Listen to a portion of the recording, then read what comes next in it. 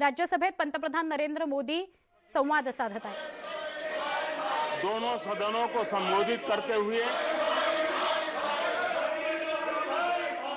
उन्होंने विकसित भारत का एक खाका और विकसित भारत के संकल्प के लिए एक रोड मैप को प्रस्तुत किया है। देश के लिए उनका ये जो कंट्रीब्यूशन है, जो मार्गदर्शन है, उसके लिए Nothing will go on record.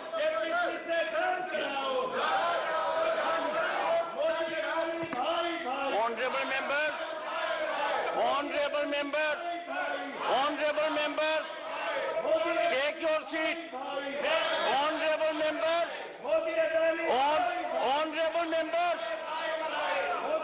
honorable members, take your seat. I call upon honorable members to observe decorum and take your seats. Honorable members,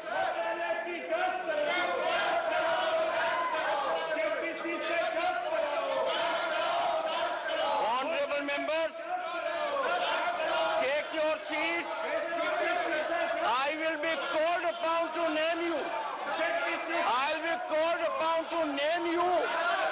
Take your seats. Take your seats. Honorable friends.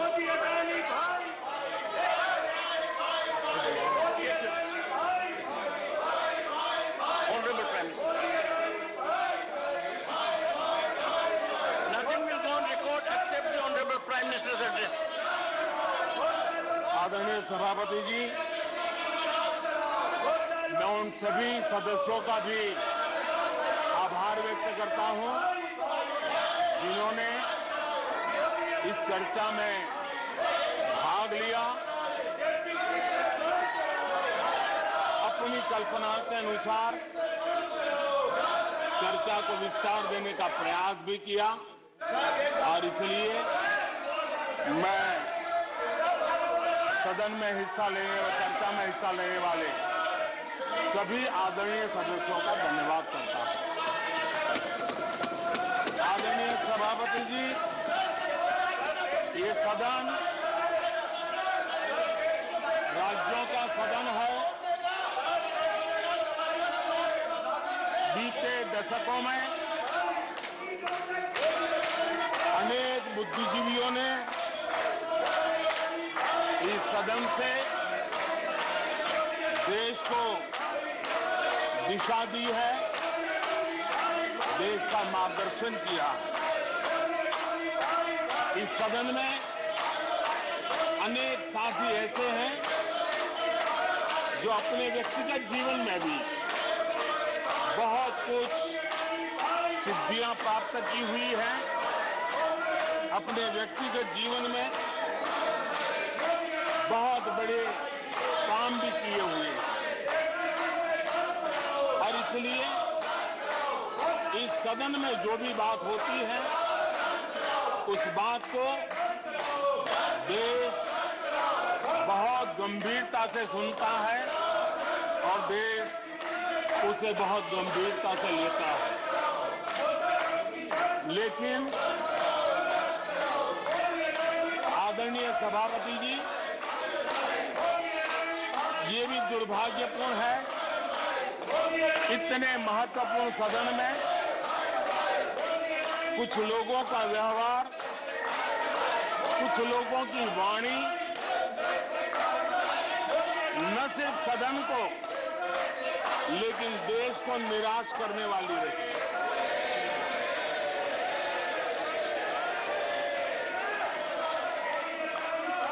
इस प्रकार की वृत्ति प्रवृत्ति के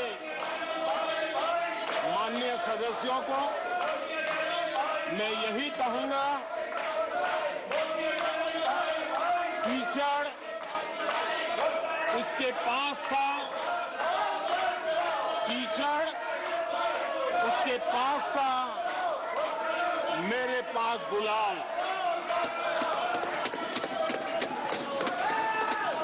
कीचड़ उसके पास था, मेरे पास गुलाल। जो भी जिसके पास था उसने दिया उछाल।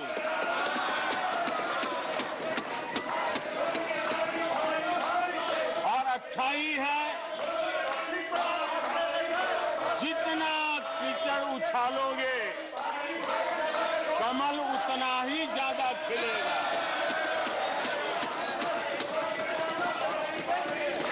और इसलिए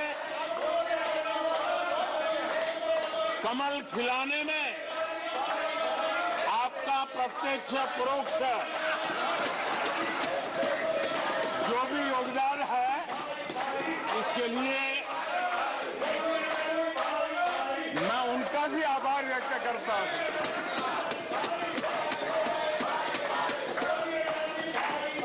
आदरणीय सभापति जी, कल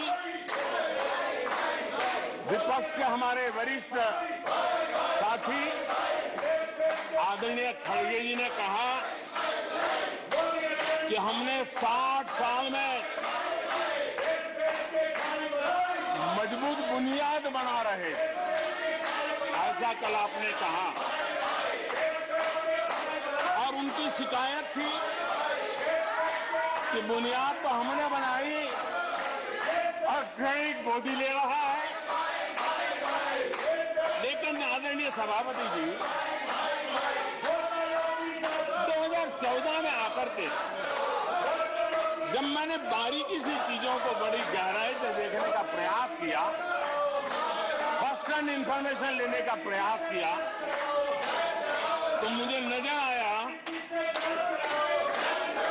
कि 60 साल कांग्रेस के परिवार ने, हो सकता है उनका इरादा मजबूत नींव बनाने का हो, मैं उस पर कोई टिप्पणी करना नहीं चाहता, लेकिन 2014 के बाद आकर के मैंने देखा कि उन्होंने गड्ढे ही गड्ढे कर दिए थे। उनका इरादा नींव का होगा, लेकिन उन्होंने गड्ढे ही गड्ढे कर दिए थे। और आदरणीय सभापति जी, जब वो गड्ढे खोद रहे थे, 6 दशक बर्बाद कर दिए थे, उस समय दुनिया के छोटे छोटे देश भी सफलता के शिखरों को छू रहे थे, आगे बढ़ रहे थे।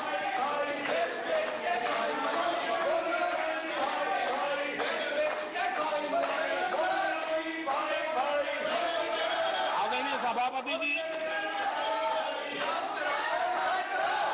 उनका तो वो साल इतना अच्छा माहौल था कि पंचायत से लेकर के पार्लियामेंट तक उन्हीं की दुनिया चलती थी। इतना देश भी अनेक आशा अपेक्षाओं के साथ आंख बंद करके उनका समर्थन करता था। लेकिन उन्होंने इस प्रकार की कार्यशैली विकसित की, इस प्रकार का कल्चर विकसित किया कि जिसके कारण वे एक भी चुनौती का परमानेंट सॉल्यूशन करने का न कभी सोचा, न कभी उनको सूझा, न कभी उन्होंने प्रयास किया।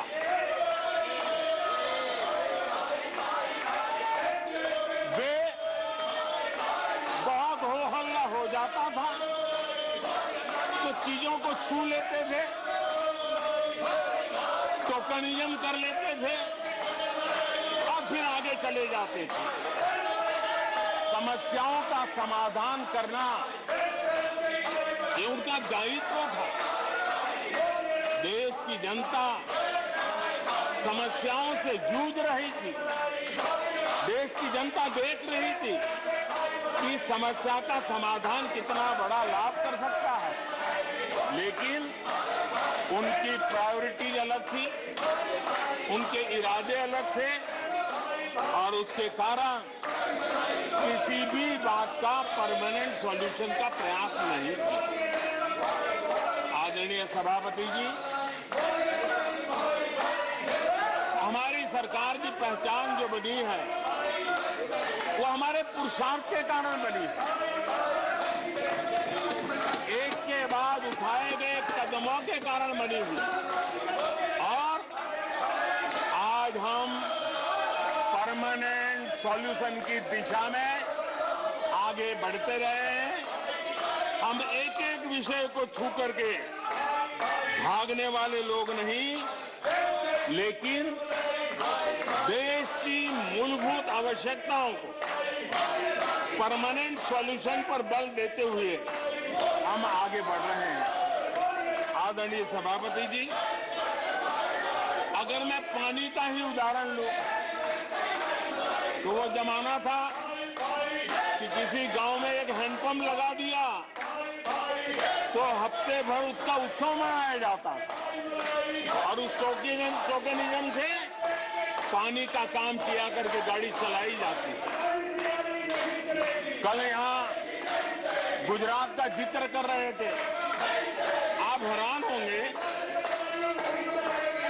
सबसे ज्यादा सीटों से जीतने का उनका जो गौरव था, वैसे एक मुख्यमंत्री एक शहर में पानी की टंकी का उद्घाटन करने गए थे, और वो फ्रंट पेज पर हेडलाइन न्यूज था।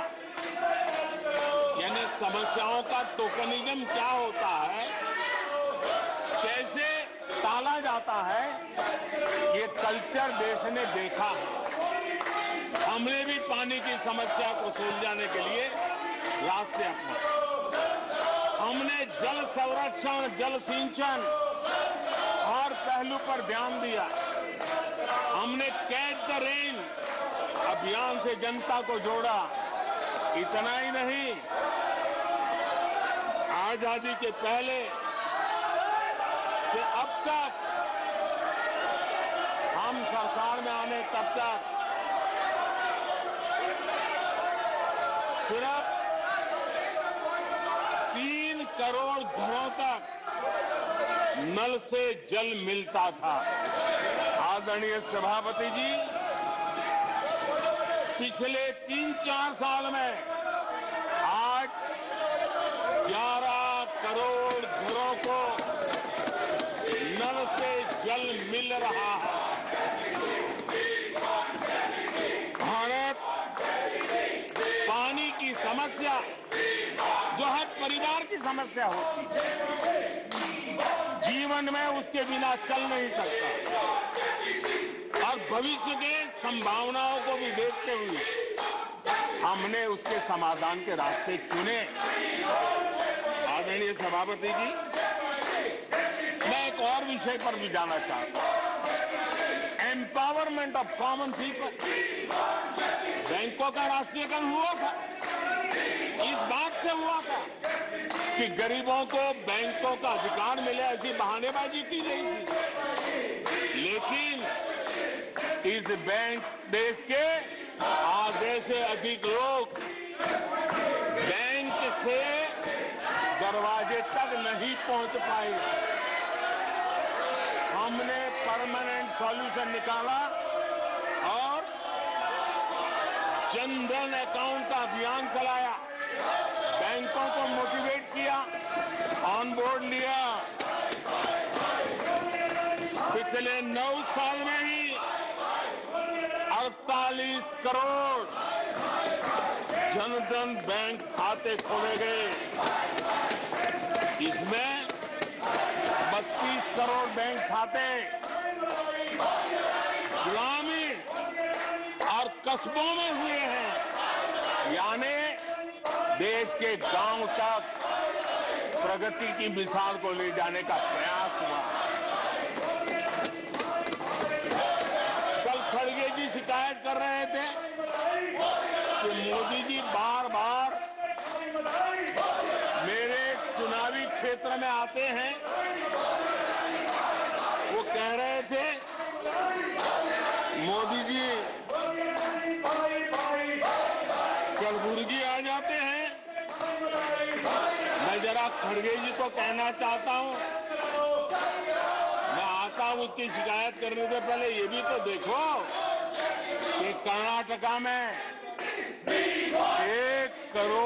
1,70,00,000 जनधन बैंक अकाउंट खुले हैं। इतना ही नहीं, उन्हीं के इलाके में कलबुर्गी में 8 लाख से ज्यादा जनधन खाते खुले हैं। अब सभापति जी बताइए, इतने बैंक के खाते खुल जाए, इतना एम्पावरमेंट हो जाए, लोग इतने जागरूक हो जाए और किसी का इतने सालों के बाद खाता बंद हो जाए तो उनकी पीड़ा मैं समझ सकता हूं। और बार बार उनका दर्द झलकता है और मैं तो हैरान हूं। कभी कभी यहां तक कह देते हैं कि एक दलित को हरा दिया। अरे भाई, उसी इलाके की जनता जनार्दन है, उसने दूसरे दलित को जीता दिया। अब आपको जनता नकार दे रही है, आपको हटा रही है, आपका खाता बंद कर रही है और आप रोना यहां रो रहे हो। आदरणीय सभापति जी,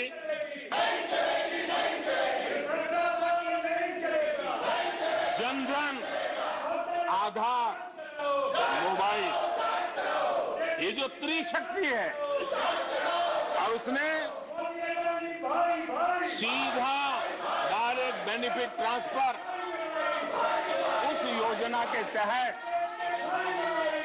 पिछले कुछ वर्षों में 27 लाख करोड़ रुपया इस देश के नागरिकों के बैंक खातों में ट्रांसफर किया, हितधारकों के खातों में ट्रांसफर किया है। और मुझे खुशी है कि डायरेक्ट बेनिफिट ट्रांसफर, ये टेक्नोलॉजी का उपयोग करने के कारण इस देश के 2 लाख करोड़ रुपए से ज्यादा पैसे जो किसी इकोसिस्टम के गलत हाथों में जाता था, वो बच गया है। देश की बहुत बड़ी सेवा की है। और मैं जानता हूं, जिस इकोसिस्टम के सागरिकों को, केले कपाटों को जो 2 लाख करोड़ की ऐसी फायदे मिलते रहते थे, उनका चिल्लाना भी बहुत स्वाभाविक है।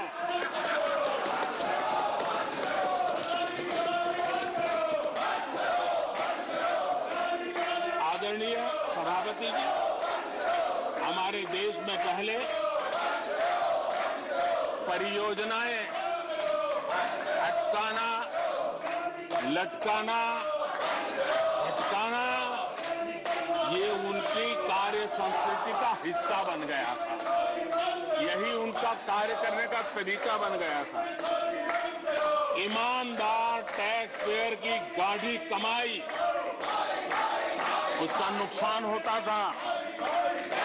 हमने टेक्नोलॉजी का प्लेटफॉर्म तैयार किया, पीएम गति शक्ति मास्टर प्लान लेकर के आए और 1600 लेयर में डेटा के माध्यम से इंफ्रास्ट्रक्चर को, प्रोजेक्ट्स को गति देने का काम हो रहा है।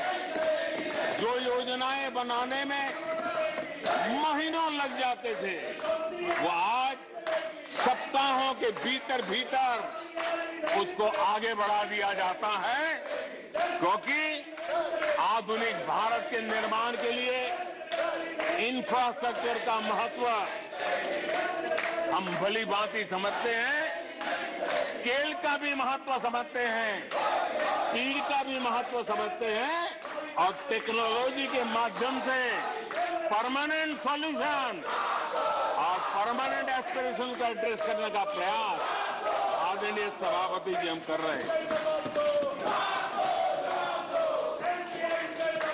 आदरणीय सभापति जी, कोई भी जब सरकार में आता है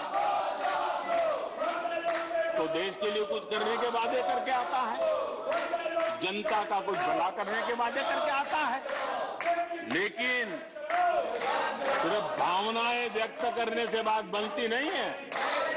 आप कह दें कि हम ऐसा चाहते हैं, हम ऐसा चाहते हैं, जैसे कभी कहा जाता था गरीबी हटाओ, 4 दशक हो गए हैं, हुआ कुछ नहीं। इसलिए विकास की गति क्या है, विकास की नीयत क्या है, विकास की दिशा क्या है, विकास का प्रयास क्या है, परिणाम क्या है, ये बहुत मायने रखता है। सिर्फ आप कहते रहे कि हम भी कुछ करते थे, इतने से बात बनती नहीं है। आदरणीय सभापति जी, जबकि हम जनता को उनकी प्राथमिकताओं के आधार पर, उनकी आवश्यकताओं, और जब जनता की इतनी बड़ी आवश्यकताओं के लिए मेहनत करते हैं तो हम पर दबाव भी बढ़ता है, हमें मेहनत भी ज्यादा करनी पड़ती है, हमें परिश्रम भी ज्यादा करना पड़ता है। लेकिन हमने, जैसे महात्मा गांधी जी कहते थे, श्रेय और प्रेय, हमने श्रेय का रास्ता चुना है, प्रिय लग जाए आराम कर लें, वो रास्ता हमने नहीं चुना है। मेहनत करनी पड़ेगी तो करेंगे, दिन रात खपाना पड़ेगा तो खपाएंगे, लेकिन जनता जनार्दन के एस्पिरेशन को चोट नहीं पहुंचने देंगे और उसके एस्पिरेशन सिद्धियों में परिवर्तित हो जाए और देश विकास की यात्रा को पार करे, इसके लिए हम काम करते रहेंगे। इन सपनों को लेकर के चलने वाले हम लोग हैं और हमने वो करके दिखाया। आदरणीय सभापति जी, अब आप देखिए, देश आजाद हुआ तब से 2014 तक 14 करोड़ एलपीजी कनेक्शन थे और लोगों की मांग भी थी। लोग सांसदों के पास जाते थे कि हमें एलपीजी कनेक्शन मिल जाए, और उस समय 14 करोड़ घरों में था, डिमांड भी कम थी, प्रेशर भी कम था, आपको गैस लाने के लिए खर्चा भी नहीं करना पड़ता था, आपको गैस पहुंचाने के लिए व्यवस्था, आप भी मजे में, चलती भी गाड़ी, काम होता नहीं था, लोग इंतजार करते रहते थे। लेकिन हमने सामने से होकर के तय किया कि हर घर को एलपीजी कनेक्शन देंगे। हमें मालूम था कि हम कर रहे हैं, हमें मेहनत करनी पड़ेगी, हमें मालूम था हमें धन खर्च करना पड़ेगा, हमें मालूम था हमें दुनिया भर से गैस लाना पड़ेगा। ये सब दबाव की संभावना जानने के बावजूद भी हमारी प्राथमिकता मेरे देश का नागरिक था, हमारी प्राथमिकता हमारे देश के सामान्य लोग थे, और इसलिए हमने 32 करोड़ से ज्यादा परिवारों के पास गैस कनेक्शन पहुंचाए। नया इंफ्रास्ट्रक्चर खड़ा करना पड़ा, धन खर्चना पड़ा। आदरणीय सभापति जी, इस एक उदाहरण से आप समझ सकते हैं कि हमें कितनी मेहनत करनी पड़ी होगी, लेकिन हमने आनंद के साथ, संतोष के साथ, गर्व के साथ इस मेहनत को किया, और मुझे खुशी है कि सामान्य मानवी को उसका संतोष मिला। इससे बड़ा एक सरकार के लिए संतोष क्या हो सकता है। आदरणीय सभापति जी, आजादी के अनेक दशकों के बाद भी इस देश में 18,000 से ज्यादा गांव ऐसे थे जहां बिजली नहीं पहुंची थी, और ये गांव अधिकतर हमारे आदिवासी बस्ती के गांव थे, हमारे पहाड़ों पर जिंदगी गुजारने वालों के लोगों के गांव थे, जनजातीय से गांव थे, नॉर्थ ईस्ट के गांव थे, लेकिन ये उनके चुनाव के हिसाब किताब में बैठता नहीं था, इसलिए इनकी प्रायोरिटी नहीं था। हम जानते थे ये कठिन काम इन्होंने छोड़ दिए हैं। हमने कहा हम तो मक्खन पे लकीर करने वाले नहीं, पत्थर पे लकीर करने वाले लोग हैं। हम इस चुनौती को भी उठाएंगे, हम इस चुनौती को भी उठाएंगे और हमने हर गांव में बिजली पहुंचाने का संकल्प उठाया। समय सीमा में 18,000 गांवों में बिजली पहुंचाई और उस चुनौतीपूर्ण काम करने के पीछे गांवों में एक नई जिंदगी की अनुभूति हुई। उनका विकास तो हुआ, लेकिन सबसे बड़ी बात हुई देश की व्यवस्था पर उनका विश्वास बढ़ा। और विश्वास बहुत बड़ी ताकत होती है। जब देश के नागरिकों का विश्वास बनता है तब वो लाखों करोड़ों गुना एक सामर्थ्य में परिवर्तित हो जाता है।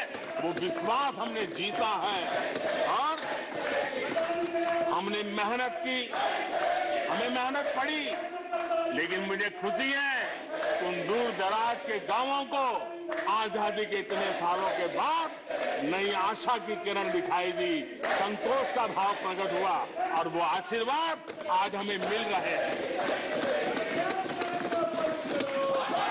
आदरणीय सभापति जी, पहले की सरकारों में कुछ घंटे बिजली आती थी, कहने को तो लगता था बिजली आ गई, गांव के बीच में खंभा डाल दिया तो हर साल उसकी संवत्सरी मनाते थे, फलानी तारीख को खंभा डाला गया, बिजली तो आती नहीं थी।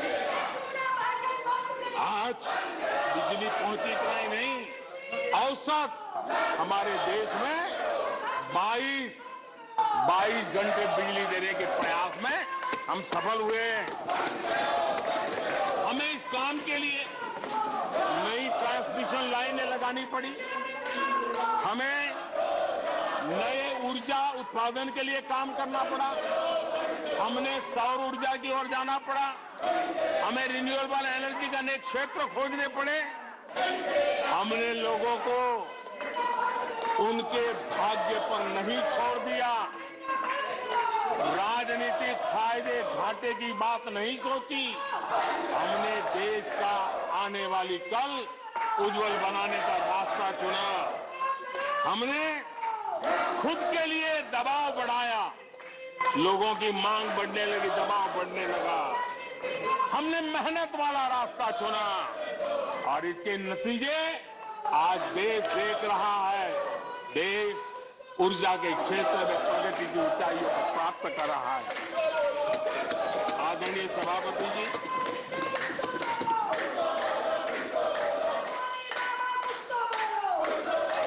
हमने आजादी के अमृत काल में एक बहुत बड़ा हिम्मत भरा कदम उठाया।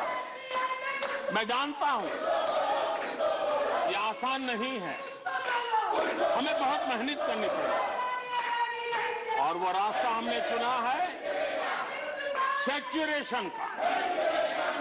हर योजना के जो लाभार्थी हैं 100% लाभ कैसे पहुंचे, 100% लाभार्थियों को लाभ पहुंचे, बिना रोक टोक के लाभ पहुंचे। और मैं कहता हूं अगर सच्चा पंथ निरपेक्षता है तो यही है, सच्चा सेक्युलरिज्म है तो यही है। और सरकार उस राह पर बड़ी ईमानदारी के साथ चल पड़ी है। अमृत काल में हमने सैचुरेशन का संकल्प लिया है, 100% लाभार्थियों तक पहुंचने का भाजपा एनडीए सरकार का ये संकल्प है। आदरणीय सभापति जी, ये 100% वाली बात, ये सैचुरेशन वाली बात देश की अनेक समस्याओं का समाधान तो है ही। उस नागरिक की समस्याओं का समाधान इतना ही नहीं है, देश की समस्याओं का समाधान है। एक ऐसी नई कार्य संस्कृति को लेकर के हम आ रहे हैं जो देश में मेरा तेरा अपना पराया उन सारे भेदों को मिटाने वाला रास्ता है। सैचुरेशन वाला हम लेकर के आए। एस्पिरेशन तक पहुंचने का मतलब होता है भेदभाव की सारी गुंजाइशें खत्म करना। जब डिस्क्रिमिनेशन रहता है तब करप्शन को भी संभावना मिलती है। कोई कहेगा मुझे जल्दी दो, तो कहता है इतना दोगे तो दूंगा, लेकिन 100% जाना है तो उसको विश्वास होता है भले इस महीने मुझे नहीं पहुंचा, 3 महीने के बाद पहुंचेगा, लेकिन पहुंचेगा, विश्वास बढ़ता है। ये तुष्टीकरण की आशंकाओं को समाप्त कर देता है। फलानी जाति को मिलेगा, फलाने परिवार को मिलेगा, फलाने गांव को मिलेगा, फलानी बिरादरी को मिलेगा, फलाने पंथ संप्रदाय वालों को मिलेगा, ये सारी तुष्टीकरण की आशंकाओं को खत्म कर देता है। स्वार्थ के आधार पर लाभ पहुंचाने की प्रवृत्ति को पूरी तरह खत्म कर देता है और समाज के आखिरी व्यक्ति को, जो आखिरी पंक्ति में खड़ा हुआ व्यक्ति है, और महात्मा गांधी जिसकी हमेशा वकालत करते थे, उसके अधिकारों की रक्षा इसके अंदर समाहित होती है और हम उसको सुनिश्चित करते हैं।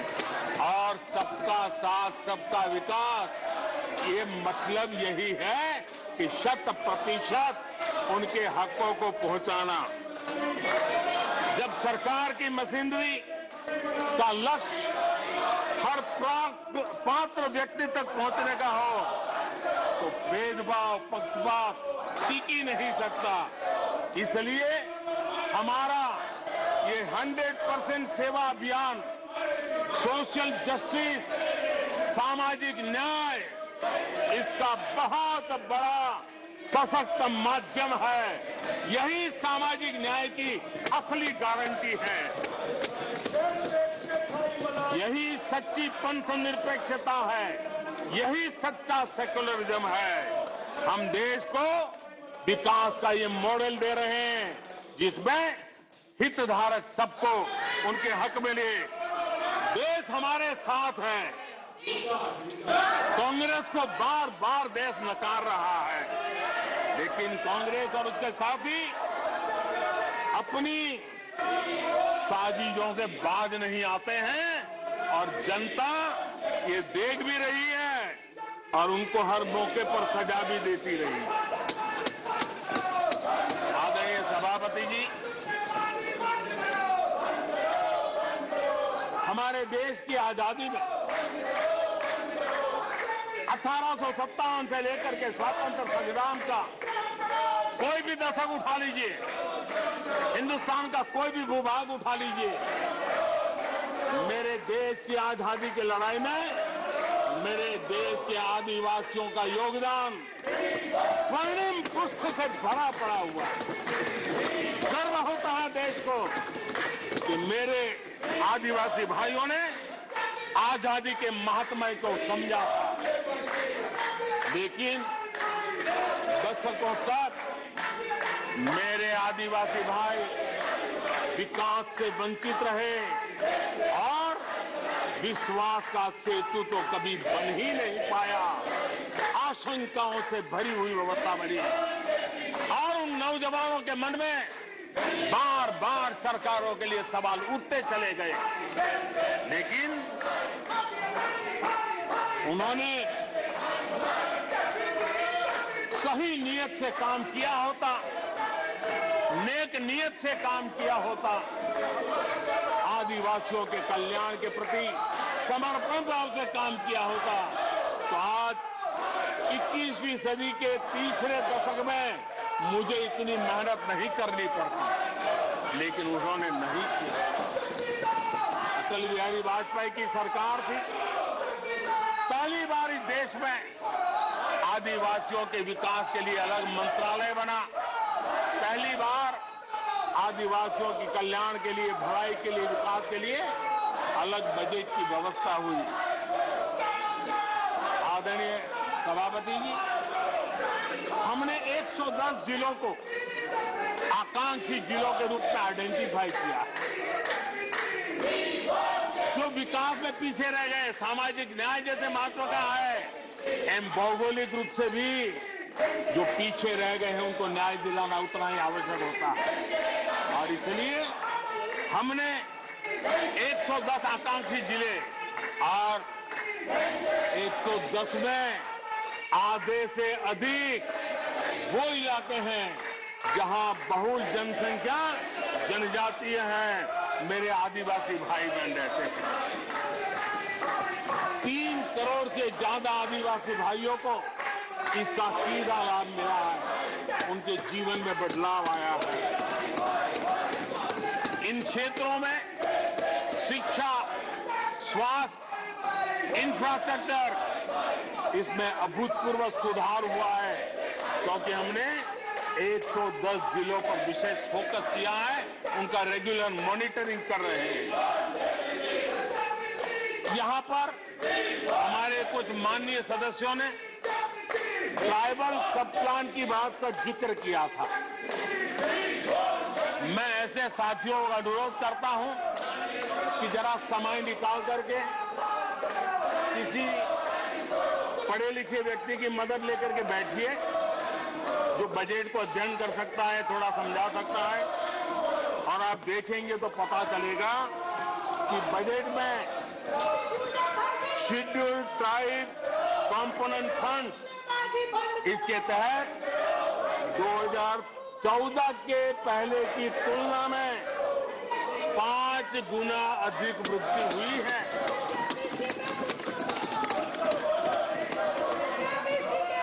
आदरणीय सभापति जी, 2014 के पहले जब उनकी सरकार थी तब एलोकेशन 20-25 हजार करोड़ रुपए के आसपास रहता था। बहुत पुरानी बात नहीं है, सिर्फ 20-25 हजार करोड़ रुपए। आज यहाँ आकर के गीत गा रहे हैं। हमने आकर के इस वर्ष 1,20,000 करोड़ का प्रावधान किया। हमने बीते 9 वर्षों में हमारे आदिवासी, हमारे जनजातीय भाई बहनों के उज्जवल भविष्य के लिए और बच्चों के उज्जवल भविष्य के लिए 500 नए एकलव्य मॉडल स्कूल स्वीकृत किए हैं, और ये 4 गुना ज्यादा बढ़ोतरी है। इतना ही नहीं, स्कूलों में टीचर, स्टाफ, इस बार हमने 38,000 नए लोगों के रिक्रूटमेंट का, हमने भर्ती का इस बजट में प्रावधान किया। आदिवासियों के कल्याण के लिए समर्पित हमारी सरकार ने, मैं जरा आपको फॉरेस्ट राइट एक्ट की बात की तरफ ले जाना चाहता हूं। आदरणीय सभापति जी, देश आजाद होने से लेकर हमारे आने से पहले 2014 के पहले आदिवासी परिवारों को 14 लाख जमीन के पट्टे दिए गए थे। पिछले 7-8 वर्षों में हमने 7 लाख नए पट्टे दिए। यह अभूतपूर्व काम हुआ है। हमारे आने से पहले 23,000 सामुदायिक पट्टे दिए गए थे, 23,000। हमारे आने के बाद 80,000 से अधिक सामुदायिक पट्टे दिए गए हैं। लिप सिंपैथी बता करके आदिवासियों की भावनाओं के साथ खेलने के बजाय अगर कुछ किया होता तो आज मुझे इतनी मेहनत न करनी पड़ती और ये काम पहले आराम से हो जाता, लेकिन ये उनकी प्रायोरिटी में नहीं था। आदरणीय सभापति जी, इनकी अर्थनीति, उनकी समाज नीति, उनकी राजनीति वोट बैंक के आधार पर ही चलती रही और उसके कारण समाज की जो बेसिक ताकत होती है, स्वरोजगार के कारण देश की आर्थिक गतिविधि बढ़ाने वाला जो सामर्थ्य होता है, इन्होंने हमेशा नजरअंदाज कर दिया। उनको वो इतने छोटे लगते थे, इतने बिखरे हुए लगते थे, तो उसका उनको कोई मूल्य ही नहीं था। जो छोटे छोटे काम में जुड़े हुए, जो स्वरोजगार के ऊपर समाज पर बोझ बने बिना समाज में कुछ न कुछ वैल्यू एडिशन करते हैं, उनके प्रति दुर्लक्ष्य किया गया। छोटे काम में जुटे इन करोड़ों लोगों को भुला दिया गया। मुझे गर्व है कि मेरी सरकार ने रेहड़ी वाले, ठेले वाले, फुटपाथ पर व्यापार करने वाले लोगों की सुन ले, ब्याज के चक्कर में जिनके जीवन तबाह हो जाते थे, दिन भर का पसीना ब्याज खोरों के घर जाकर के चुकाना पड़ता था, उन गरीबों की चिंता हमने की, उन रेहड़ी ठेले पटरी वालों की चिंता हमने की। और आदरणीय सभापति जी, हमने इतना ही नहीं, हमारे विश्वकर्मा समुदाय जो समाज निर्माण के अंदर एक भूमिका देते हैं, जो अपने हाथ से औजार की मदद से कुछ न कुछ सृजन करते रहते हैं, समाज की आवश्यकताओं की बहुत बड़ी मात्रा में पूर्ति करते हैं।